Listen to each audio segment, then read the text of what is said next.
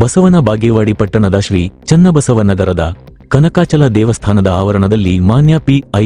ಗುರುಶಾಂತ್ ಗೌಡ ದಾಶ್ಯಳ ಅವರ ನೇತೃತ್ವದಲ್ಲಿ ಪರಿಶಿಷ್ಟ ಜಾತಿ ಹಾಗೂ ಪರಿಶಿಷ್ಟ ಪಂಗಡದವರ ಕುಂದುಕೊರತೆ ಸಭೆ ನಡೆಯಿತು. ಸಭೆಯನ್ನು ಉದ್ದೇಶಿಸಿ ವಿವಿಧ ದಲಿತ ಪರ ಮುಖಂಡರು ಹಾಗೂ ವಿವಿಧ ಕುಂದುಕೊರತೆಗಳನ್ನು ಹೇಳಿದರು. ಸಭೆಯನ್ನು ಉದ್ದೇಶಿಸಿ ಪಿ.ಐ. ಗುರುಶಾಂತಗೌಡ ದಾಶ್ಯಾಳ ಅವರು ಮಾತನಾಡುತ್ತಾ, ನಾವು ನಿಮ್ಮ ಹಲವಾರು ಕುಂದುಕೊರತೆಯನ್ನು ನಿವಾರಿಸುತ್ತೇವೆ ಮತ್ತು ನಿಮ್ಮ ಮನೆಗಳಿಗೆ ಸಿಸಿಟಿವಿ ಅಳವಡಿಸಬೇಕು ಅಂತ ಹೇಳಿದರು. ಇದೇ ಸಮಯದಲ್ಲಿ ಮಾಂತೇಶ್ ಸಾಸಬಾಳ, ಅರವಿಂದ್ ಸಾಲೋಡಗಿ, ಬಸಗುಂಡಪ್ಪ ಹಾದಿಮನಿ, ಪರಶುರಾಮ್ ದಿಂಡವಾರ್, ಅಶೋಕ್ ಚಲವಾದಿ, ಕೃಷ್ಣಪ್ಪ ದೇವರಮನಿ ಮತ್ತು ಸಮಾಜದ ಎಲ್ಲ ಹಿರಿಯರು, ಮುಖಂಡರು, ಯುವಕರು ಉಪಸ್ಥಿತರಿದ್ದರು. ವರದಿ ಮೆಹಬೂಬಾ, 1X ನ್ಯೂಸ್, ಬಾಗೇವಾಡಿ.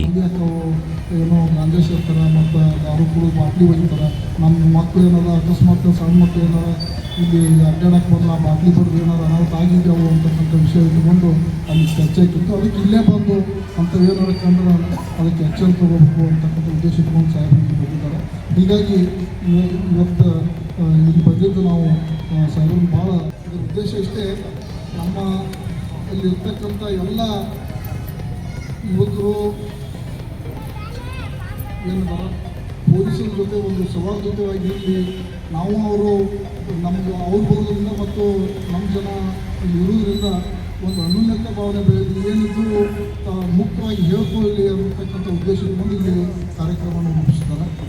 ಅಂದರೆ ನಾವು ಕೆಲವೊಂದು ಮುಖಂಡರಷ್ಟೇ ಅಲ್ಲಿ ಬಂದು ಏನಾದರೂ ಹೇಳ್ಬೋದು, ಇಲ್ಲಿರ್ತಕ್ಕಂಥ ವಿಷಯಗಳನ್ನು ಇನ್ನಷ್ಟು ನಡೀತಕ್ಕಂಥ ವಿಷಯಗಳನ್ನು ಇಲ್ಲಿ ಯುವಕರು ಅದನ್ನು ಅನುಭವಿಸಿರ್ತಾರೆ. ಅಂಥವೆಲ್ಲನೂ ಸಾಹೇಬ್ರ ಮುಂದೆ ನಜರಿತ್ತಂದ್ರೆ ಈ ಏರಿಯಾದಲ್ಲಿ ಏನಾಗ್ತಿರ್ತಾವೆ ಅಂತ ರಹಿತ ಘಟನೆಯನ್ನು ತೆಗಿಲಿಕ್ಕೆ ಒಂದು ಸಾಧ್ಯ ಆಗ್ತದೆ ಅನ್ನೋ ಉದ್ದೇಶಕ್ಕೆ ಇಟ್ಕೊಂಡು ಇವತ್ತು ದಿವಸ ಇಲ್ಲಿ ಒಂದು ಮೀಟಿಂಗನ್ನು ಆಯೋಜನೆ ಮಾಡಿದ್ದಾರೆ. ಗಾಡಿಗೆ ಡಾಕ್ಯುಮೆಂಟ್ಸ್ ಇದ್ದಿಲ್ಲ ಅಥವಾ ಬೇರೆಯವ್ರ ಹೆಸರಲ್ಲಿ ಇತ್ತು, ಎಷ್ಟು ತೊಂದರೆ ಇತ್ತು, ಎಲ್ಲರಿಗೆ ಎಷ್ಟು ತೊಂದರೆ ಇತ್ತು, ಏನಾರು ಅನುಕೂಲ ಆಯ್ತಾ? ಈ ಉದ್ದೇಶ ನಮ್ಮ ಲೈಫಲ್ಲಿ ಅಥವಾ ನಮ್ಮ ಇದರಲ್ಲಿ ಪೊಲೀಸ್ ಎಮರ್ಜೆನ್ಸಿ ಸರ್ವಿಸ್ ಯಾವಾಗ ಎದಕ್ಕೆ ಯಾವಾಗ ಅಂತ ನೀವು ಏನೇ ಆಯ್ತು ಅಂದ್ರೆ ತಕ್ಷಣ ನೀವು ಬರೋದೇ ಪೊಲೀಸ್ ತಕ್ಷಣ ಬಂದಾಗ ನಮ್ಮ ಸಮಸ್ಯೆಗಳು, ಸರ್ ಮರ್ತು ಹೋದೆ ಸರ್, ನಂಬರ್ ಸಿಗಲಿಲ್ಲ ನಿಮ್ಮದು, ಅದು ಸಿಗಲಿಲ್ಲ ಅಂತ ಇರುತ್ತೆ. ಕೆಲವೊಂದ್ಸಲ ಯಾರು ಲೀಡರ್ಸ್ ಕಲ್ತರು ಅವ್ರದ್ದು ಎಲ್ಲ ಬ್ಯೂಸಿ ಇರ್ತೈತಿ, ಸ್ವಿಚ್ ಆಫ್ ಆಗಿರ್ತಾರೆ ರಾತ್ರಿ ಎಲ್ಲ. ಆದರೆ ನಿಮ್ಮಲ್ಲಿ ಬರೋ ಉದ್ದೇಶ ಏನಂತಂತಂದರೆ ಯಾವುದೇ ಘಟನೆಗಳು ಏನಾಗ್ತಾವ ಅಂತ ಹೇಳಕ್ ಬರಲ್ಲ, ನಾವು ಅದಕ್ಕೆ ರೆಡಿ ಇರಬೇಕು, ನಾವು ಅದಕ್ಕೆ ಕಾನೂನನ್ನು ಪಾಲಿಸಬೇಕು, ಸನ್ನದ್ಧರಾಗಿರ್ಬೇಕು. ಆ ಗಾಡಿಯಲ್ಲಿ ಒಂದೇ ಒಂದು ಇನ್ಸೂರೆನ್ಸ್ ಇತ್ತಂತಂದರೆ, ಗಾಡಿಗೆ ಇತ್ತಂದರೆ ಲಾಟ್ ಆಫ್ ಹೆಲ್ಪ್ ಆಗ್ತದೆ ನಮಗೆ. ಆ ಲೈಫಲ್ಲಿ ಏನಾಗುತ್ತೆ ಬೇರೆಯವ್ರು ಕಡ್ಲಿಕ್ಕಾಗಲ್ಲ, ಅದ್ರ ಮುಂದೆ ಬರೋ ಫ್ಯಾಮಿಲಿಗೆ ಏನಾಗುತ್ತೆ ಲಾಟ್ ಆಫ್ ಹೆಲ್ಪ್ ಆಗುತ್ತೆ. ಅದಕ್ಕೆ ಎಷ್ಟು ಇರ್ತದೆ? ಬರೀ 15 ರೂಪಾಯಿ ಖರ್ಚಾಗುತ್ತೆ, ಜಸ್ಟ್ 15 ರೂಪಾಯಿ. ನಾವು 15 ರೂಪಾಯಿನ ನಾವು ಥಿಂಕ್ ಮಾಡಿದ್ರೆ ಈಗ ಕುಡಿದು ಬಿಡ್ತೇವೆ ನಾವು ಲೆಕ್ಕ ಹಾಕಿದ್ರೆ ಒಂದು 90 ನೀವೇ ಹೇಳೋದು ಲೆಕ್ಕ ಹಾಕಿದ್ರೆ ಹೇಳ್ತೀನಿ. ಒಂದು 90 ದಿವಸ ಯಾರು 90 ಒಂದು ಕ್ವಾರ್ಟರ್ ಕೊಡ್ತಾರೆ ಮಿನಿಮಮ್ ಅನ್ನೋದು. ಅದಕ್ಕೆ ಎಷ್ಟು ರೇಟ್ ಇರ್ತದೆ? ಯಾವುದಾದ್ರು ಚೀಪೆಸ್ಟ್ ಕ್ವಾಲಿಟಿ ಅಂತಂದ್ರೆ 200 150 ರುಪೀಸ್ ಐತೆ. ಲೆಕ್ಕ ಹಾಕಿ ನಿಮ್ಮ ತಿಂಗಳಿಗೆ ಎಷ್ಟಾಗುತ್ತೆ, ನಿಮ್ಮ ಬಜೆಟ್ ವರ್ಷಕ್ಕೆ ಎಷ್ಟಾಗುತ್ತೆ? ವರ್ಷಕ್ಕೆ ನಿಮ್ಮ ಮಕ್ಕಳದ್ದು ಎಜುಕೇಷನ್ ಕಂಪ್ಲೀಟ್ ಆಗುತ್ತೆ, ಅದರಲ್ಲಿ ನಿಮ್ಮ ಮಕ್ಕಳಿಗೆ ಎಜುಕೇಷನ್ ಕಂಪ್ಲೀಟ್ ಆಗುತ್ತೆ.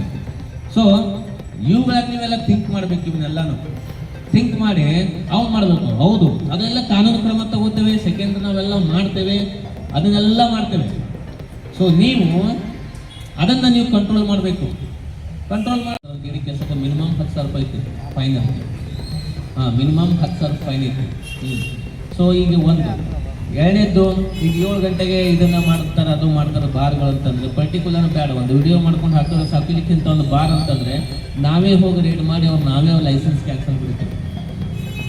ಲೈಸೆನ್ಸ್ ಯಾಕಂತಂದರೆ ವೇಗವಾಗಿ ನಾವು ಮಾಡ್ಲಿಕ್ಕೆ ಬರಲ್ಲ. ಆಮೇಲೆ ಪ್ರತಿ ದಿವಸ ನಾವು ಅದನ್ನು ಪ್ರತಿ ದಿವಸ ಎಲ್ಲ ತಿರುಗಾಡಕ್ಕಾಗಲ್ಲ, ಯಾಕಂದ್ರೆ ನಮ್ಮ ಹಲವಾರು ಕೇಸ್ಗಳಿರ್ತವೆ, ಹಲವಾರು ಅಲ್ಲಿ ಅರ್ಜಿಗಳು ಕೊಟ್ಟಿರ್ತಾರೆ, ಹಲವಾರು ಇದು ಬಾಗೇವಾಡಿ ಒಂದೇ ಬರಲ್ಲ, 60 ಹಳ್ಳಿಗಳು ಬೇರೆ ಬೇರೆ ಬಂದಿರ್ತವೆ. ಹೂವಿನ ಸುಮಾರು 3 ಲಕ್ಷ ಜನಸಂಖ್ಯೆ ಇದಿರ್ತವೆ.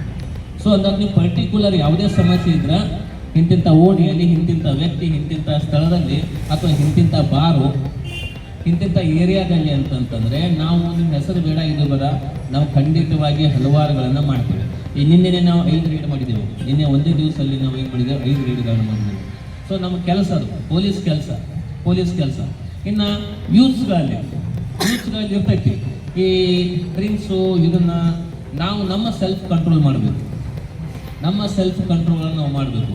ಈ ಬಾರ್ ಮಂದು ಹೋದವರೆಲ್ಲ ಕುಡಿಬೇಕಂತೇನಿಲ್ಲ, ಕುಡಿಬೇಕಂತೇನಿಲ್ಲ. ಸೊ ಅದನ್ನು ಸಮಾಜದಲ್ಲಿ ಅಥವಾ ಒಂದು ಹೋಗುವಾಗ ಒಳ್ಳೆಯದು ಸಿಗುತ್ತೆ, ಕೆಟ್ಟದ್ದು ಸಿಗುತ್ತೆ. ನಮ್ಮ ಸೆಲ್ಫ್ ಕಂಟ್ರೋಲ್ ನಾವು ಇಟ್ಕೊಂಡು ನಮ್ಮದು ಯಾವುದು ಒಳ್ಳೆಯದಿದೆ ಅದನ್ನು ಆಯ್ಕೆ ಮಾಡ್ಕೋಬೇಕು. ಈಗ ನಾವು ಹೇಳಿ ಬೇರೆ ದೊಡ್ಡ ಕೇಸ್ ಇದೆ ನಮಗೆ, ಅದನ್ನು ಬಿಟ್ಕೊಂಡು ಏನು ಮಾಡಿದ್ರೆ ಅದು ಪತ್ತೆ ಮಾಡಬೇಕಾದ ಹೆಣ್ಮಗಳನ್ನ ಗೋಲ್ಡನ್ನು ಪತ್ತೆ ಮಾಡಿ ಕುಡಿಸಿದ್ವಿ ನಾವು. ಸೊ ಏನಿರುತ್ತೆ ಪೊಲೀಸ್ ಇಲಾಖೆಯ ಪ್ರಾಮಾಣಿಕ ಪ್ರಯತ್ನ. ಅದಕ್ಕೆ ನೀವು ಜೋಡಿಸಿದ್ರೆ ನೀವು ಕೈಗೆ 10 ಬಾತೆ ನಮ್ದು ಅದೇ ಐತಿ. ನಾವು ಏನೋ ಒಂದು ಮನೆ ಕಟ್ಬೇಕಾದ್ರೆ ಕನಿಷ್ಠ 25 ಲಕ್ಷ ಖರ್ಚು ಮಾಡ್ತೇವೆ. ಸಣ್ಣ ಮನೆ ಅಂತಂದ್ರೆ 15-20 ಲಕ್ಷ ಖರ್ಚು ಮಾಡ್ತೇವೆ. ಒಂದು 5 ಸಾವಿರ ಕೋಟಿ CCTV ಹಾಕೋದಿಲ್ಲ. ಆದ್ರೆ ಟೈಲ್ಸ್ ಬಗ್ಗೆ ವಿಚಾರ ಮಾಡ್ತೇವೆ, ಡೋರ್ ಬಗ್ಗೆ ವಿಚಾರ ಮಾಡ್ತೇವೆ, ಬೇರೆದ್ರ ಬಗ್ಗೆ ವಿಚಾರ ಮಾಡ್ತೇವೆ. ಆದ್ರೆ ಇದು ನಮ್ಮ ಕಣ್ಣಿಗೆ ಕಾಣೋದಿಲ್ಲ. ಮೊಬೈಲ್ ಬಂದಾತ ನಾವು ವಿಚಾರ ಮಾಡ್ತೇವೆ. ಆದ್ರೆ ಇದು ಯಾಕೆ ಕಾಣೋದಿಲ್ಲ ನನಗಂತೂ ಅರ್ಥ ಆಗೋದಿಲ್ಲ. 3.5-4 ಲಕ್ಷ ರೂಪಾಯಿ ಗಾಡಿ ತಗೋತೇವೆ, 15 ರೂಪಾಯಿ ಇನ್ಸೂರೆನ್ಸ್ ಮಾಡೋದಿಲ್ಲ. ಇದು ಇದು ಸಮಸ್ಯೆ. ಬೇರೆ ದೇಶದಲ್ಲಿ ಹಾಗಿಲ್ಲ, ಬೇರೆ ಇದ್ರಲ್ಲ. ನಮ್ಮ ಸೇಫ್ಟಿ ಬಂದಾಗ ಫಸ್ಟ್ ಸೇಫ್ಟಿ ವಿಚಾರ ರಾಜಿ ಆಗ್ಬಾರ್ದು. ಯಾವುದೇ ಒಬ್ಬ ಮನೆಯಿಂದ ಹೋಗೋಕ್ಕಿಂತ ಮೊದಲು ಹೆಲ್ಮೆಟ್ ಹಾಕೊಂಡು ಹೋಗ್ಬೇಕು. ಹೆಲ್ಮೆಟ್ ಹಾಕೊಂಡು ಫಸ್ಟ್ ಇದು ಸೇಫ್ಟಿ. ನಾನು ಉಳಿದ್ರೆ ಮತ್ತೆ ನೆಕ್ಸ್ಟ್ ನಾನೇ ಇರ್ಲಿಕ್ಕೆ ನೆಕ್ಸ್ಟ್ ಇಲ್ಲ. ಈಗ ನಾವು ಮನೆಯಿಂದ ಒಂದು ಅರ್ಧ ತಾಸು ಲೇಟ್ ಆದ್ರೆ ನಮ್ಗೆ 10 ಫೋನ್ ಬರ್ತವೆ. ಯೂಶ್ವಲಿ 9 ಗಂಟೆ ಬರೋ ವ್ಯಕ್ತಿ 10-11 ಗಂಟೆ ಬರದೇ ಇದ್ರೆ ಮನೆಯಿಂದ ಏನು ಮಾಡ್ತಾರೆ, ನಿಮ್ಗೆ 20 ಸಲ ಕಾಲ್ ಮಾಡ್ತಾರೆ, ಎಲ್ಲಿದ್ರೆ ಏನಾಯ್ತು ಅಂತ ಕೇಳ್ತಾರೆ. ಸೊ ನಿಮ್ಗೆ ಏನಾರ ಅಚಾತುರ್ಯ ಆದ ಕಡೆ ಏನಾಗುತ್ತೆ, ಅಚಾತುರ್ಯ ಆಗ್ಬಾರ್ದಂದ್ರೆ ಏನಾಗುತ್ತೆ, ಸಿಂಪಲ್ ಹೇಳ್ತಾ ಇದೀನಿ. ಪ್ರತಿ ವರ್ಷ 10 ಲಕ್ಷ ಗಟ್ಟಲೆ ಗಾಡಿ ಹೊರಗೆ ಬರ್ತಾರೆ. ಪ್ರತಿ ವರ್ಷ ನೀವು ನೋಡಿರ್ಬೋದು, ದೀಪಾವಳಿ ಪಾಡ್ಯ ಮನೆ ಎಷ್ಟು ಯುಗಾದಿಗೆ ಎಷ್ಟು ಗಾಡಿಗಳು ಬರ್ತಾರೆ. ರೋಡ್ಗಳು ಸೇಮ್ ಅದೇ, ರೋಡ್ಗಳು ಚೆನ್ನಾಗಾಗಿದೆ, ಗಾಡಿಗಳ CC ಸಂಖ್ಯೆಗಳು ಬರೋ ಹೆಚ್ಚಾಗಿದೆ, ಸ್ಪೀಡ್ ಪಡೆಯೋದು ಅಷ್ಟೇ ಹೆಚ್ಚಾಗಿದೆ, ವೈಲೇಷನ್ ಮಾಡೋ ಸಂಖ್ಯೆನೂ ಅಷ್ಟೇ ಹೆಚ್ಚಾಗಿದೆ. ಸೊ ರೂಲ್ಸ್ಗಳನ್ನ ಫಾಲೋ ಮಾಡಿ ಖಂಡಿತವಾಗಿ